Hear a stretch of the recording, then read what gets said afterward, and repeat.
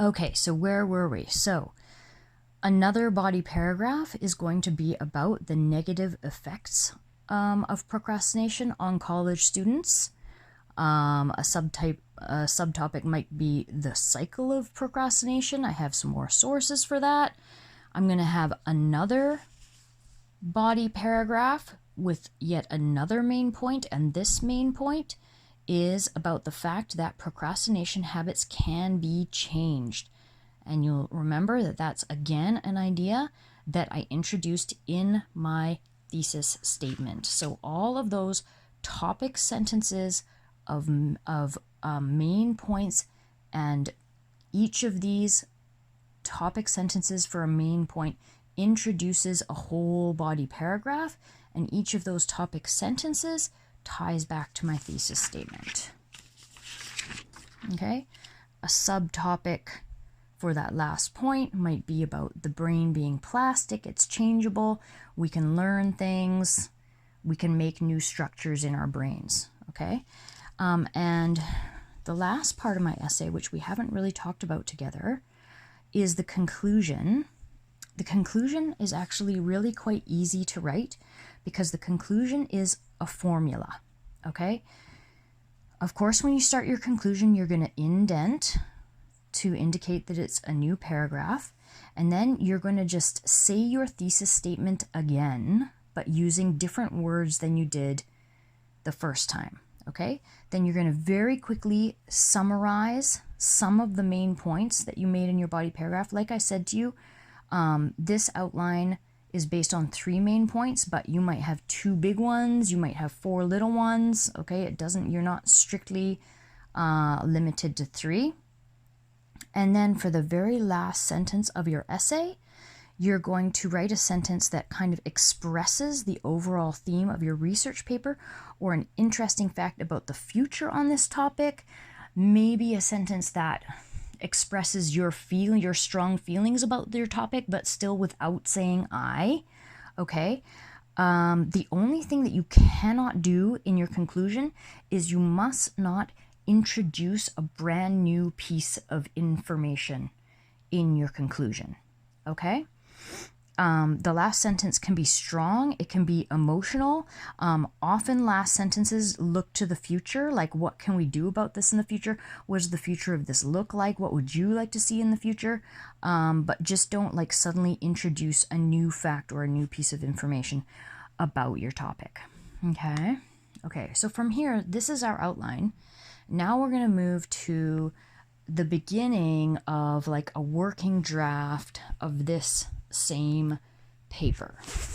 Okay, so I have not written the whole entire essay here. I've written the introduction and the beginning of the first body paragraph. This is a working draft. On your final draft, it's not going to say this, but here in the place of these words right here, you're going to have the full title of your essay. Do try to think about it and be creative about the title of your essay. It's going to be about 4 to 8 words long, and it's going to be right there in the center. First paragraph starting of the introduction, you're going to indent. It's not going to say introduction there. You're just going to have a space there where you have indented.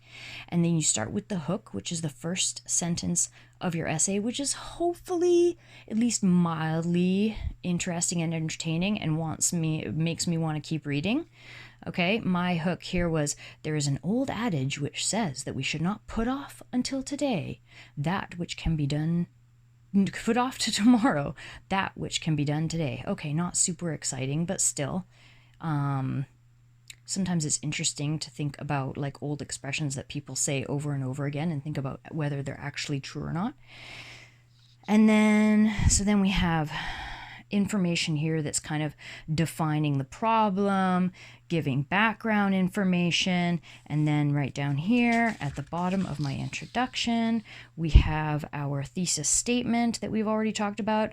Procrastination is extremely common, stressful, and often counterproductive, but there is to hope for changing this habit in oneself.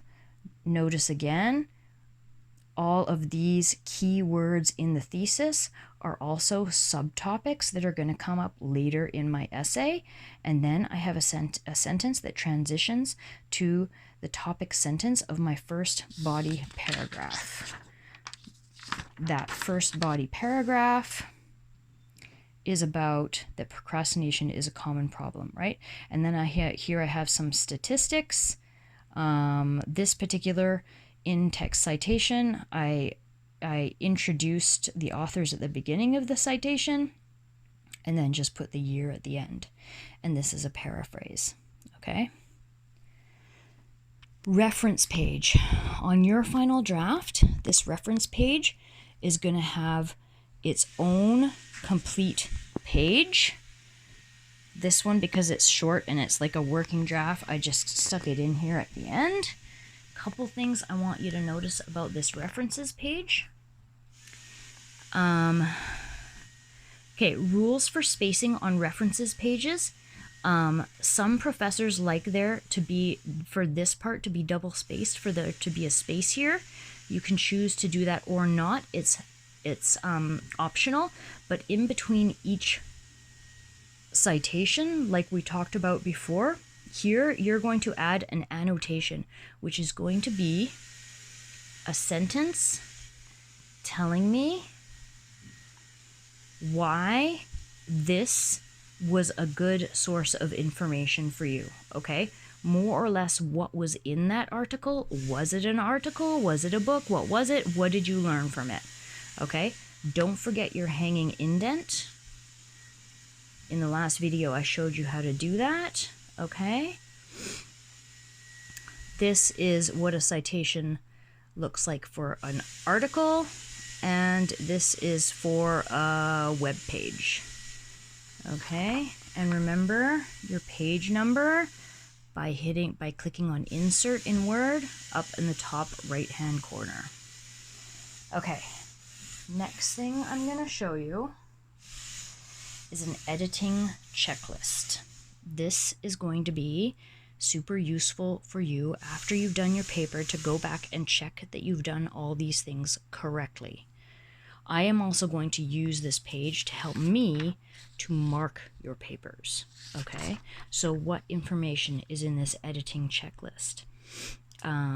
Talking about the title and title page, following APA format, running head, no longer, right? So forget about the running head.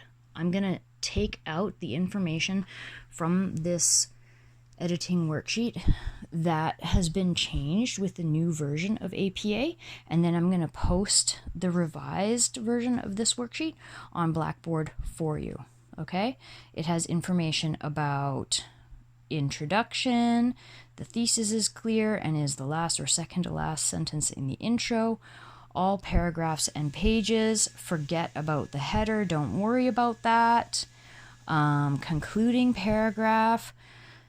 With the new APA, you don't have to only use Times New Roman font. It's really exciting, and now we have a few other options. You can also use Arial, Georgia, or Calibri. And your reference list. Remember some double spacings. Remember your annotations. Okay. In more detail, on the back side, you have a checklist here. These two, this particular instruction is of course not relevant to us because of course you will be submitting by email.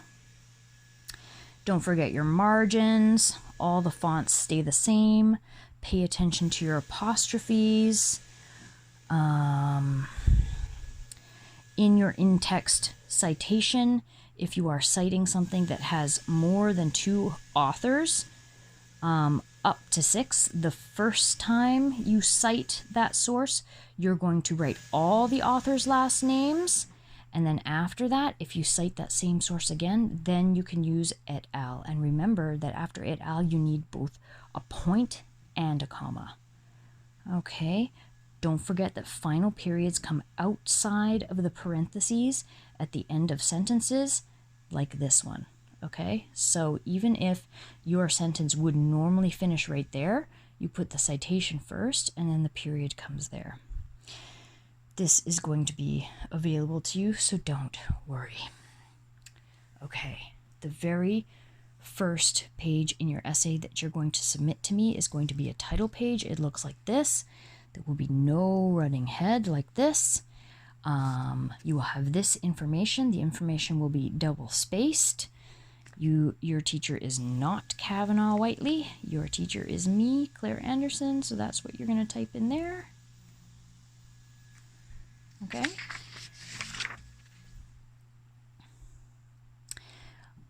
On the first page, you're going to repeat the full title of your paper again. You're going to indent your first paragraph. And again, here is your references page. And in between each reference, you're going to have a bullet point with some information about that citation. Is it enough to write, oh, this source was great? No, that's not good enough. Okay, I need more information than that. Please watch the last YouTube video for a little more, for a better example of a good annotation and more information about reference pages. Okay, that's the main stuff that I wanted to cover with you today. Just a quick look at a couple of other worksheets that are available to you on Blackboard. This sample paper is available to you on Blackboard. This is a sample student research paper. It's a long one. It's more something that you would see like maybe in 3rd or 4th year. Yours is of course much shorter than this and is not going to have headings like this. Yours is also not going to have an abstract at the beginning. Your paper is going to start right away with the introduction, which looks like this. But this sample paper is super useful because it has all these little notes here on the sides about how things should look. Okay, so please have a look at that and the information for the title page in Blackboard. Also in Blackboard, this whole document about in-text citation using APA style, super useful, has these boxes with showing you the way that a citation should look and for all the different types of in-text citation and different types of sources. Okay, quick guide. What should your citation on your references page look like if it's a website? What should it look like if it's a journal article with the DOI available? What should it look like if it doesn't have the DOI? If it doesn't have the DOI, you do need to give the link.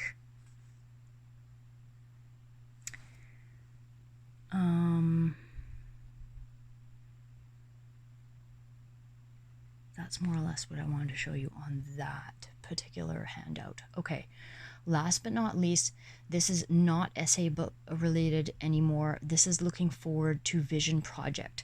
These are some handouts that are going to be on Blackboard soon, but they are not there yet. Okay, these are some of the instructions for the written portion of your Vision Project.